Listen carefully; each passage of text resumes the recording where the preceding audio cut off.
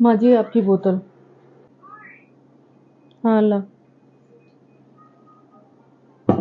वो माँ जी ये ना सोच रहे थे क्यों ना आपको चार धाम की यात्रा पर घूमने के लिए टिकट करा दें। क्या पागल हो गया है क्या वो? अगर हम चले जाएंगे चार धाम की यात्रा पर तो घर की जिम्मेदारियां कौन देखेगा? माँ जी मैं हूं ना, मैं संभाल लूंगी। अब तो शादी को भी 4 साल हो गए हैं। अब तो मैं भी सीख गई हूँ घर की जिम्मेदारी को कैसे संभालना। आप बेफिक्र होके जाइए, मैं संभाल लूंगी। ना तो कभी हम गए हैं इतने दिन के लिए घर से बाहर, ना ही हम जाएंगे। और समझा देना उसको, अगर हम घर से बाहर चले जाएंगे तो जिम्मेदारी कौन संभालेगा? घर की 100 जिम्मेदारियां होती हैं। जी माँ जी। दीदी, अरे आओ मीना, आओ बैठो, यहाँ बैठ जाओ। तो दीदी बच्चों के लिए सामान लेने जा रही थी दुकान तक, सोचा आपसे मिलती चलूं। और सब ठीक? वैसे तो सब ठीक है, पर मेरा बेटा हमें भेज रहा है 4 दिन 4 धाम की यात्रा के लिए।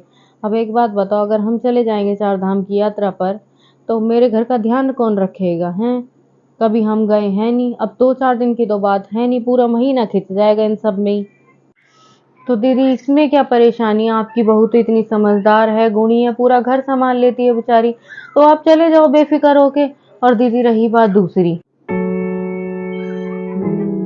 आजकल के तो दी कुछ कुछ बहू बेटा तो ऐसे हैं जो अपने माँ बाप को साथ रख कर राजी नहीं है। अब आपके बहू बेटा आपके बारे में इतना सोच रहे हैं, ये तो चलो अच्छी बात है। कि आप एक काम करो, थोड़ी बहुत जिम्मेदारी अपनी बहू को भी दे दो, उसे भी अच्छा लगेगा। और वैसे भी 4 साल हो गए हैं शादी को, अब तो वो घर को आराम से संभाल ही लेगी। हम्म। अच्छा दीदी मैं भी चलती हूँ, बच्चे भी इंतजार कर रहे होंगे सामान का। हाँ चलो ठीक है। वैसे बात तो सही कह रही है मीना। पिंकी बेटा, पिंकी बेटा। जी माँ जी, कुछ काम था? वो बेटा हम बोल रहे थे कि हमारी अर्जुन से कह के 4 धाम की यात्रा की टिकट करवा देती, हम घूम ही आते। और रुको बेटा, अरे